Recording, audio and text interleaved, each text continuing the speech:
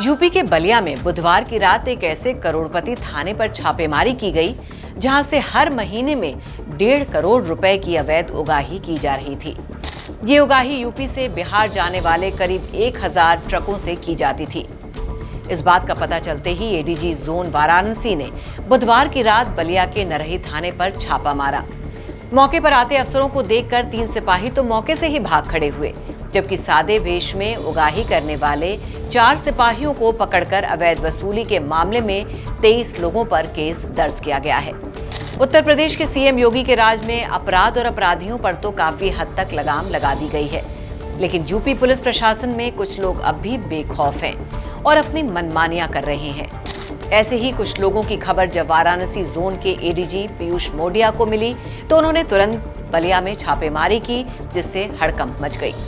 ADG Piyush Modiya की team ने लाल बालू, शराब और कोयला समेत और भी दूसरे सामानों की तस्करी करने वालों पर छापेमारी की। इस मामले की शिकायतों के बाद वाराणसी जोन के एडीजी और आजमगढ़ के डीआईजी बलिया के नरही थाने पर पहुंचे थे। उन्होंने थाने में बैठकर घंटों तक छानबीन की और कुछ मोबाइलों के साथ 2 नोटबुक भी बरामद किए, जिसमें लेन देन का पूरा हिसाब किताब लिखा हुआ था। जांच में उनके सामने खुलासा हुआ कि थाने में हर रोज करीब 5 लाख रुपए की वसूली की जाती है, जो कि महीने की 1.5 करोड़ और सालाना 18 करोड़ के करीब बनती है। अब आपको बताते हैं कैसे पुलिस के भेष में घूम रहे इन दलालों को पकड़ा गया। दरअसल बुधवार की रात करीब 1:30 बजे अफसरों की एक टीम ने भरौली पुल पर पहुंचकर जाल बिछाया और फिर रात 2 बजे से ऑपरेशन चक्रव्यूह की शुरुआत हुई। टीम के अफसरों को देखते ही थाने के 3 पुलिसकर्मी भाग खड़े हुए, लेकिन कोरंडी पुलिस चौकी पर सादे वेश में वसूली करने वाले 4 जवानों को टीम ने पकड़ लिया। इस मामले में नरही थाने के आरक्षी हरिदयाल सिंह और कोरंडी चौकी के आरक्षी सतीश को गिरफ्तार किया गया है। सीएम योगी ने पुलिस को पब्लिक के लिए जवाबदेह होने का निर्देश दिया है। योगी सरकार ने इस मामले में एक्शन लेते हुए बलिया के एसपी और एएसपी को हटा दिया है। साथ ही अवैध वसूली करने वाले तमाम पुलिसकर्मियों पर सख्त एक्शन लेने का निर्देश दिया है।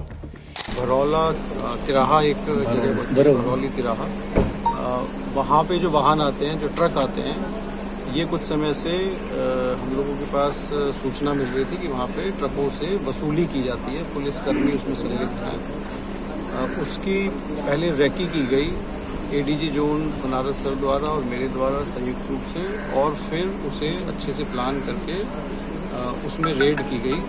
उसमें काफ़ी लोगों की गिरफ्तारी हुई है जो दलाली करते थे। पुलिस के साथ मिलके 2 पुलिसकर्मी अरेस्ट हुए हैं, 2 कांस्टेबल्स अरेस्ट हुए हैं। 3 पुलिसकर्मी उसमें मौके से वो भाग गए, और उसी के आगे भरौली तिराहे के आगे जो कोरंटा डी चौकी पड़ती है, वहाँ पे भी हम लोगों ने चेक किया तो वहाँ पे भी अवैध वसूली की जा रही थी। वहाँ से भी मौके से एक सिपाही की अरेस्टिंग हुई है, और एक प्राइवेट कर्मी, एक व्यक्ति थाने पे जो काम करता था, वो मौके से भाग गया। कुल मिला के 16 दलालों की गिरफ्तारी हुई है और 2 पुलिसकर्मियों की गिरफ्तारी हुई है। इसमें पूरे चौकी कोरंटा डी को सस्पेंड किया गया है और थाना प्रभारी नरही को सस्पेंड किया गया है। हालांकि बलिया में हुए इस अवैध वसूली कांड पर सपा अध्यक्ष अखिलेश यादव ने तंज भी कसते हुए योगी सरकार पर सवाल उठाए हैं। आपको बता दें, एडीजी और डीआईजी की छापेमारी में इस बात का भी खुलासा हुआ है कि बलिया के नरही थाने को सबसे मलाईदार थाना कहा जाता है। आजमगढ़ के डीआईजी वैभव कृष्ण ने बताया कि नरही थाना क्षेत्र से गुजरने वाले हर ट्रक से 500 रुपए की वसूली की जाती थी। बिहार से इस तरफ रोजाना करीब 1000 ट्रकों की आवाजाही होती थी। अब अगर डीआईजी साहब की बात को सही तरीके से समझा जाए तो इस लिहाज से रोजाना 5 लाख रुपए तक की वसूली की जाती थी, जो कि महीने के हिसाब से बनती है 1.5 करोड़ और साल का बन जाता है पूरा 18 करोड़। जिस तरीके से सरकार बात करती है भ्रष्टाचार मिटाने की, आज बलिया में एडीजी, डीआईजी, एसएसपी को छापा मारना पड़ा, पुलिस कर्मियों को पकड़ना पड़ा, उनके कमरे से काफी पैसे और सामान बरामद हुए। किस तरीके से भ्रष्टाचार को लेकर सरकार कार्रवाई कर रही है? देखिए, नीचे से लेकर के ऊपर तक भ्रष्टाचार चल रहा है सरकार। तो भ्रष्टाचार जब ऊपर से नीचे तक फैला है तो पूरी तरह से ये सरकार हालांकि स्थानीय लोगों का आरोप है कि ये आंकड़ा काफी कम है, वसूली इससे कहीं ज्यादा होती है, क्योंकि उन 1000 ट्रकों के अलावा छोटे मालवाहक वाहन भी वहां से गुजरते हैं, जिनसे हर महीने मोटी रकम की वसूली की जाती है। लेकिन अब जब मामले का पूरी तरह खुलासा हो गया है, तो भरौली पुल पर अवैध वसूली के मामले में कुल 23 लोगों पर केस दर्ज किया गया है। इसमें एसओ नरही, चौकी इंचार्ज कोरंडी, 5 सिपाही और 16 दलाल शामिल हैं।